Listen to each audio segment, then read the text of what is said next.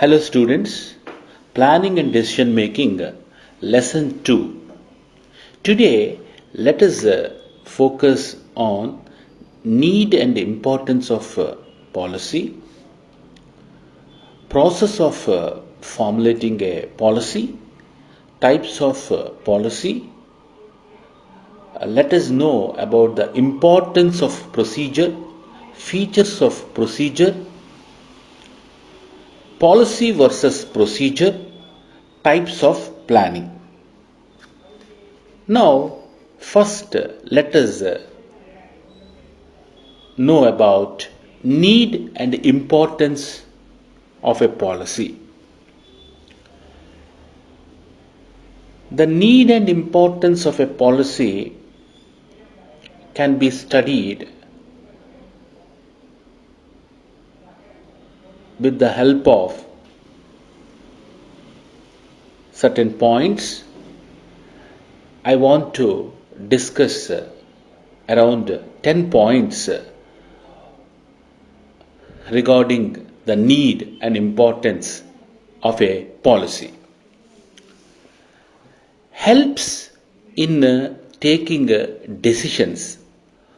All the decisions of the organization are made by following the guidelines of the policy.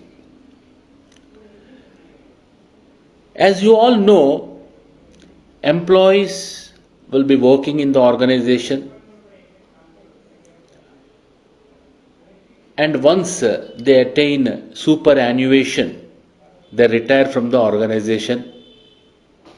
New employees will be joining the organization. If we have the policy, what happens? It helps the new employees to follow the guidelines from the policy. Example, if an old employee is replaced by a new employee will take decisions. How is it possible? Just by following the guidelines of the policy. So therefore, policy helps in taking appropriate decisions. Helps in achieving the objectives. The guidelines provided by the policy, the objectives of the organization can be achieved. The efforts and interests of the employees towards the achievement of objective or objectives will increase. Policy helps in achieving the objectives. Helps in maintaining a continuity. The written policy of the company is followed by one generation to another. The executives or the persons who formulate the policy may die or may retire, but the policy will be continued and will be followed by the successors or new employees. Therefore, policy helps in maintaining continuity in decisions. Helps in assigning the authority. The executives of the organization assign the authority to the employees. The decision making process is done by following the guidelines of the policy. Therefore, it helps in assigning authority in an effective manner. As we are following the guidelines from the policy, so we can assign the authority, and assigning the authority in an effective manner can take place. Next importance of the policy is regarding helps to have better control. Policies maintain the relationship between the management and the employees. There will be no difficulty in the execution of the policy. It helps to have better control in the organization, helps to maintain stability in the organization. If a policy is followed continuously by the organization, then the employees can understand all the aspects of the management, which helps to maintain stability in the organization, helps to train employees. It helps in providing training to both new employees and the existing employees of the organization. Training is also differentiated into two types: on job training, off job training. There will be different schedules for the on job training and off job training, and also for new employees and also for the existing employees. Helps in evaluating the efficiency. Policies help to evaluate the efficiency of the employees. The actual performance of the employees is usually evaluated by the work done by them. Evaluating policies can be amended based on the efficiency of work showed by the employees. It helps to boost self-confidence. An employee follows the policies of the organization, definitely it provides security and also it boosts the confidence of the employees. It helps to motivate the employees, provides motivation to the employees in achieving the objectives of the organization. Motivated employees will work efficiently for the success of the organization. That is regarding the need and importance of a policy. Now let us focus on the process of formulating a policy. The process in formulating a policy has steps. We have 11 steps. Let us discuss each step in a brief manner. In the process of formulating a policy, the first step is selecting the area. The management should select the area in which new policy is to be formulated or changes to be made to the existing policy. Second step, setting objectives of the organization. The main reason for the formulation of policy is to achieve the objectives of the organization. The management have to determine the objectives of the organization.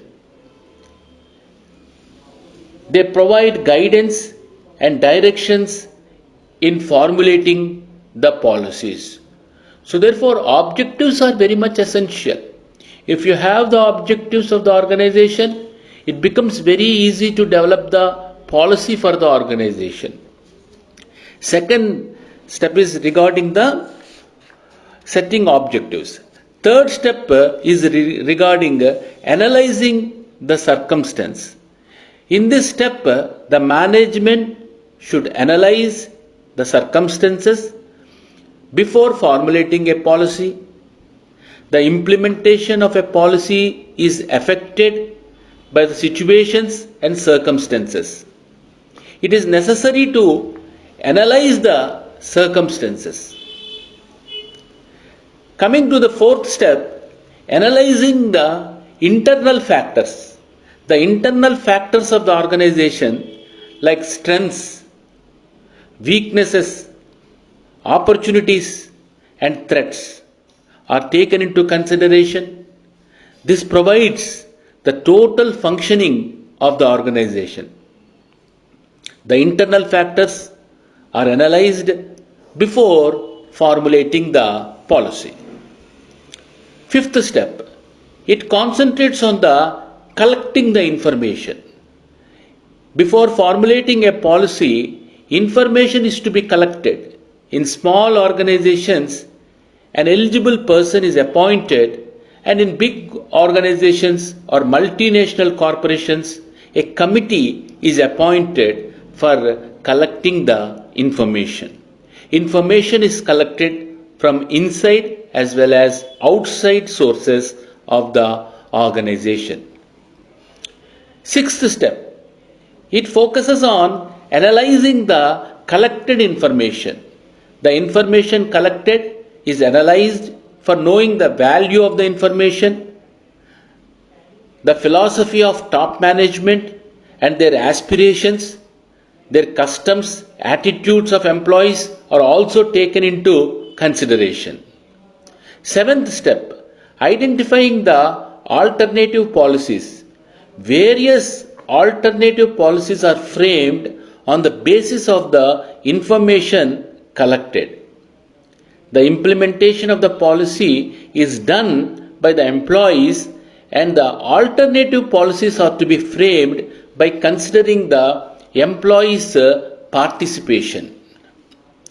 Appraising the policies. The appraisal of policy is to be done by considering the financial strength, flexibility, merits and demerits of the policy. Appraisal of policy is very important because with this the correct value of the policy can be assessed. Ninth step, it focuses on selecting a policy. After appraising all policies, one best policy is to be selected which suits to the particular situation of the company. 10th step, it focuses on policy approval. The selected policy will be sent to the top management for approval. All the aspects of the policy are to be considered by the top management, and they have to check whether the policy is meeting the objectives of the organization or not. The top management will approve the policy. Finally, communication of the approved policy. After a policy is approved, it should be discussed and communicated with respective persons by conducting meetings or by preparing a policy manual. An educational program can be appointed to educate the employees about the applications of the new policy. This is with respect to the steps which are involved in the process of formulating a policy. Now let us discuss regarding types of policies. We have 7 types of policies. First one is related to appealed policy. When existing policies do not support in managing a particular situation, then the subordinates request for a new policy known as appealed policy. It helps the subordinate in handling particular situations in the organization. Second type is internal policy. Internal policy is formulated based on the scope and nature of management. It is designed and formulated by top, middle and lower levels of the management. It is known as originated policy. Internal policy is nothing but originated policy. Third type is external policy. If an outside person is involved in the formulation of the policy, then it is known as external policy. If government passes a new act regarding the specific working conditions, then the organization have to meet the specific working conditions by means of formulating a new policy. This policy is known as imposed policy or the external policy. Fourth type is specific policy. If a policy is framed in order to handle or to manage a specific issue like a promotion of employees, compensation towards workers, or transfer of employees, it is known as specific policy. The specific policy should match the framework of general policy of the organization. Written policy. When a policy is framed in written format, it is known as written policy. The policy in written format, there are less chances of discrepancy. Every member of the organization should follow the rules of the written policy. General policy, the policy in which the performance of the employees is not affected, is known as general policy. Providing motivation to the employees, it's a general policy. Implicit policy, if a policy is framed from the behavior of the superior, it is known as implicit policy. These types of policies are more adaptable and responsive when compared to other policies. So this is regarding the types of policies. Now let us focus on procedure. Importance of procedure. Features of procedure. Procedure. Procedure is nothing but policies or general instructions. Procedures or specific applications. I repeat, policies or general instructions. Procedures or specific applications. The procedure helps in performing the work assigned by providing guidelines. The gap between the formulation and implementation of a policy is filled by procedure. What task is to be performed and by whom it has to be performed. It is all fixed by procedure. It sets guidelines about the series of work to be done, process in which work has to be done. Coming to the importance of procedure, we have certain points.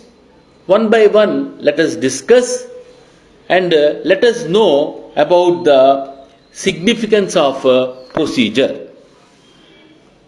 Procedure reduces the work of the manager by providing guidelines to the subordinates and directing them in performing the tasks in effective manner.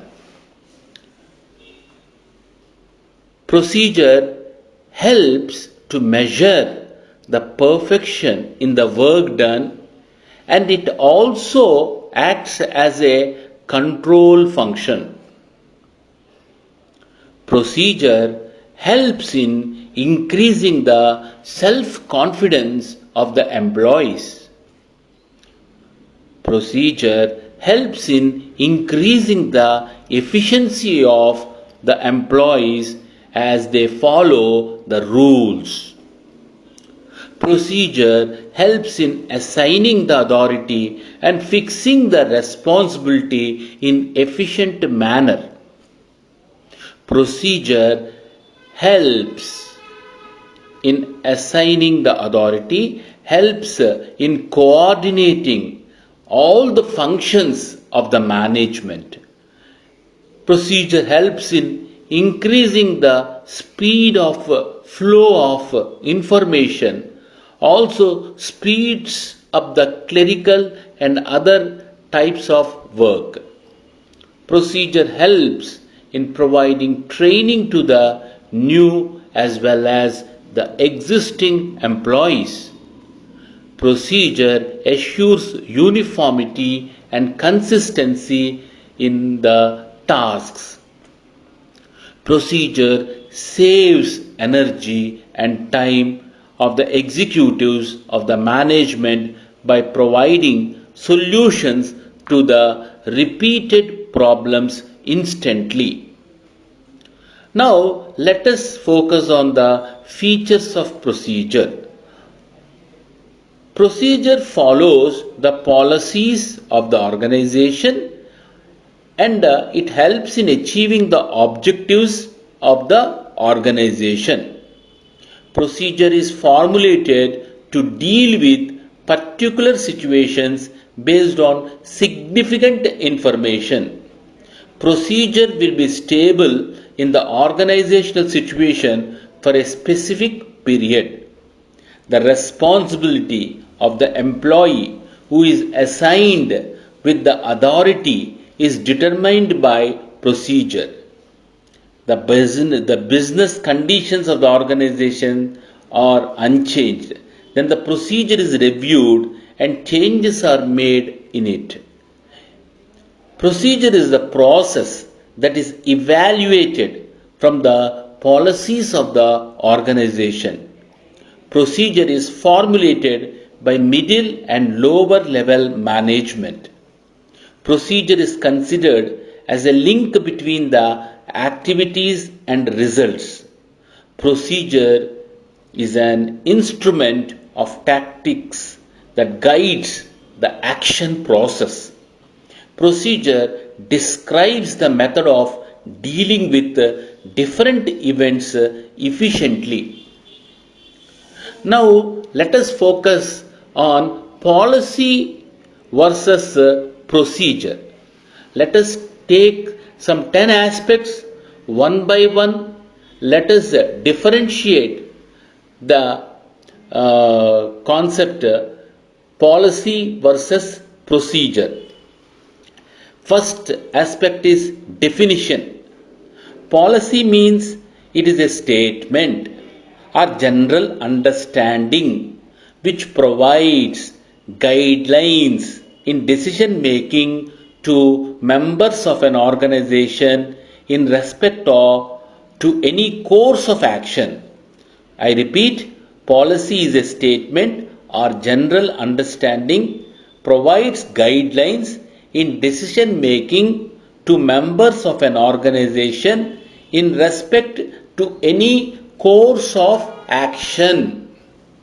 Coming to the procedure, a series of related tasks that mark up the chronological sequence and the established way of performing the work to be accomplished.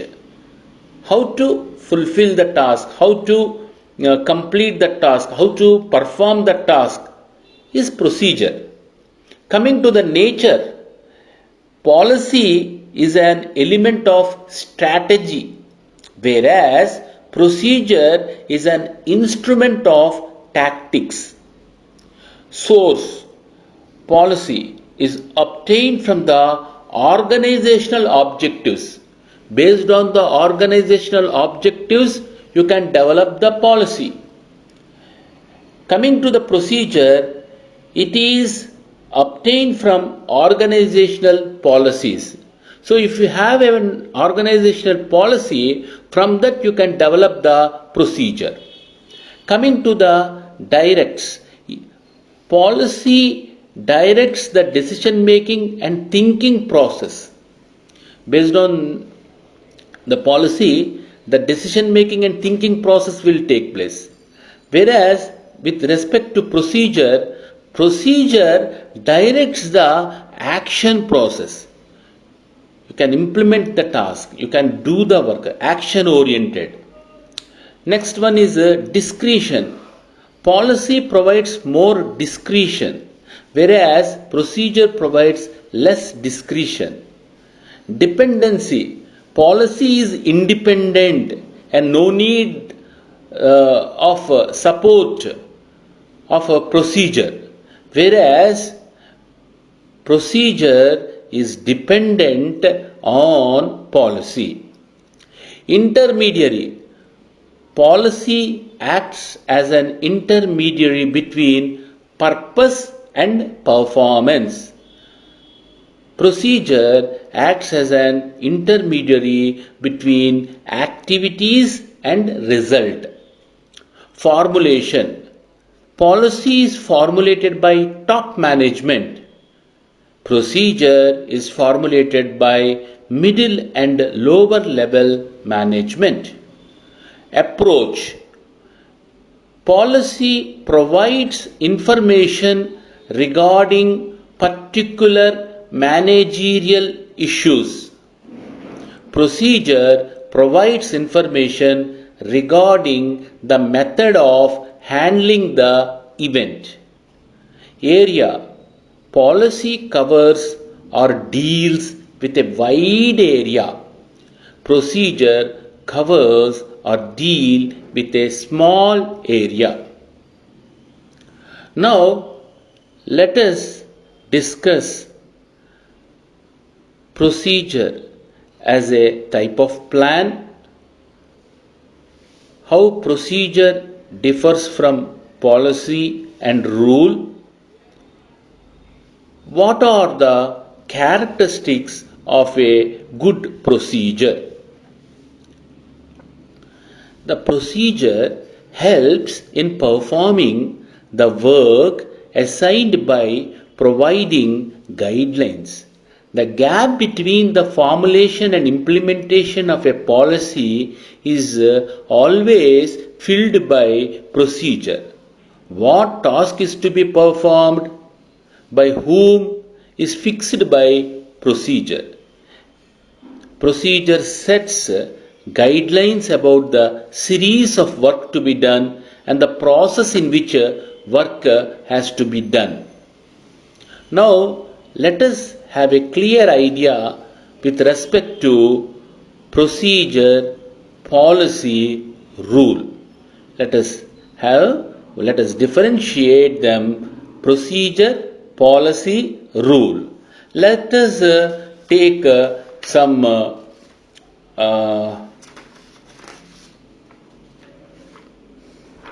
5 aspects and we can differentiate procedure, policy and rule.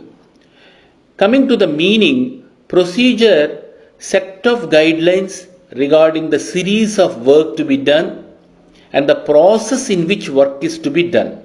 So, regarding the procedure means guidelines regarding the series of work to be done and the process in which work is to be done. That is regarding procedure. Coming to the policy, rules and guiding principles which help in taking decisions in process of achieving goals of an organization. So policy is nothing but rules and guiding principles which help in decision making and in the process of achieving the goals of the organization. Coming to the rule, the guidelines regarding what is to be done and what is not to be done is known as a rule. It is not a series of actions. Coming to the nature, procedure is always positive in nature. Policy may be positive or negative in nature. Rule, it is positive and negative in nature. Coming to the direction, procedure directs the action process, policy directs the decision making and thinking process, and rule directs the behavior. Coming to the discretion, procedure provides less discretion, policy provides more discretion, rule provides no discretion. Coming to the statement, procedure provides a sequence of steps to be followed, policy is a general statement of managerial decision, and coming to the rule, it is a specific statement to perform or not to perform a task.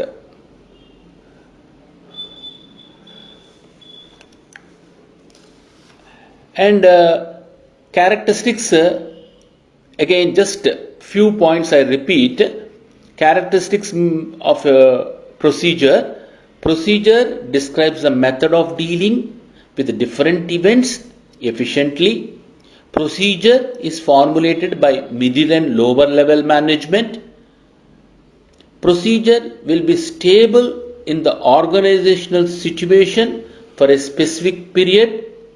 Procedure follows the policies of the organization and it helps in achieving the objectives of the organization.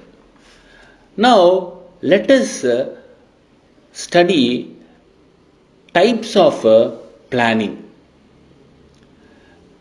Here we define plan and also we will be studying various types of plans. Let us define plan. A plan is defined as a specific action which is proposed to help the organization to achieve its objectives. Planning is helpful in creating both the goals and plans. If the goals are considered as the destination, then the plan is regarded as the way to reach that destination. A plan is the result of the planning process which specifies the structure within which the managerial efforts are made for achieving the set goals. Plan shows the direction for achieving the goal. Plan includes the schedules of various activities with their time, resources, and other requisites for accomplishing the goal.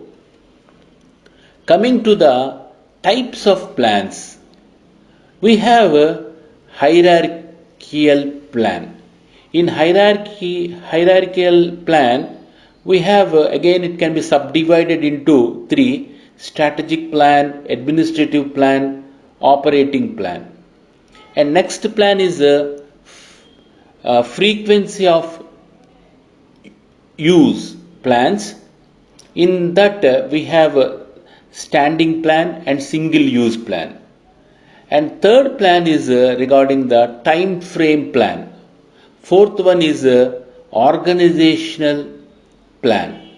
And fifth one is contingency plan. Let us focus on hierarchical plan. Hierarchical plan refers to multi-level plans consisting of three organizational levels, that is institutional, administrative and technical. Hierarchical plans are basically of three types. All these plans are interdependent in nature. The first type in hierarchical plan is strategic plan. These plans fulfill the needs of the institutional level. The strategic plan is for a long term, and strategic plans determine the reason for which organizations are surviving their strategic objectives and operational strategies, and the action plan which determines the direction of achieving the strategic objectives. It acts as major guiding document for the organizational activities. Coming to the administrative plan always aims at integrating the institutional level plan with the operating plan and also integrate the operational plans. Operating or operational plan. These plans provide the direction and action statements for the organization's technical core. It includes the day-to-day activities of the organization. Next plan is frequency of use. Certain plans are used once, while other plans are used again and again. Standing plans and single use plans. Standing plans are the plans which are used repeatedly, such as the rules, policies, procedures. The managers may be worried about the timings and punctuality of the employees. For this purpose, they may create a standing policy, a plan or the procedure under the standing plan, which is known as standard operating procedure. We have a single use plans. Single use plans are created only for one purpose and will not take place again. Single use plans are of three types: programs, projects, budgets. Time frame plans. The time frame plans address the future plans of the organization. Time frame plans are usually of three types: short term, medium term, and long term. The duration and nature of these plans differs from one industry to another industry. Long term plans are less specific than the short term plans. Long term plans are less formal, directional, brief, and highly flexible in nature, unlike the short term plans. Organizational scope plans. Plans differ in their scope. Few plans focus upon the entire organization, while few other factors focus upon a particular issue or subject. For instance, if your institution plans to be in the list of top 5, then this plan focuses upon the whole university as such, or whole college as such. Besides this plan, there exists several other plans which are narrow in scope and would be focusing upon certain units or departments only. Contingency plan. Contingency plans are developed in order to cope up with the uncertain situations that take place in case when the assumption process made to be wrong or incorrect. The contingency plans are developed for the alternative course of action to be followed in case the assumptions go wrong. These plans help the organization to act promptly on unforeseen situations like a strike, boycott, natural disaster, or major economic shift, etc. Many contingency plans remain unused but prove to be very important when required. And let us now discuss about types of planning. We have 10 types of planning: corporate planning, functional planning, strategic planning, operational planning, long-term planning, short-term planning, formal planning, informal planning, proactive planning, reactive planning. Corporate planning. The planning activities which are undertaken by the top management of an organization are called as corporate planning. The important aim of this planning is to determine the long-term objectives of the organization and to help in achieving those objectives. Coming to the functional planning. Functional planning is undertaken for each and every major function of the organization, such as production or operation, marketing, finance, human resource, etc. Functional planning is undertaken for all the sub-functions within each major function. Strategic planning. Strategic planning determines the long-term direction of the firm in which it wants to proceed in future. Strategic planning includes all the functional areas of business. It also involves the analysis of various environmental factors, stating how the organization relates to its environment. Operational planning. Operational planning is the process of deciding the most effective use of the resources which are already allocated to develop a control mechanism so that organizational objectives are achieved. It is also known as tactical planning. Some of the examples of operational planning are adjusting the production within the given capacity of raw material, increasing the efficiency of operating activities, etc. Long-term plan. Long-term planning involves minimum period of 1 year to the maximum of 20 years. Common period that is considered for long-term plan is 3 to 5 years.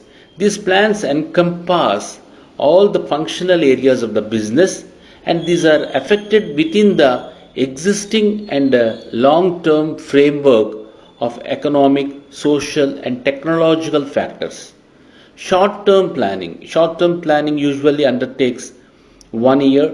It is aimed at sustaining the organization in its production and distribution of its products and services. The functional areas such as marketing, finance, production, etc., are directly affected due to these plans. Formal planning. It is a well structured process, involves various steps. This planning is undertaken by large organizations, and these organizations place a separate planning cell at the top level of the organization.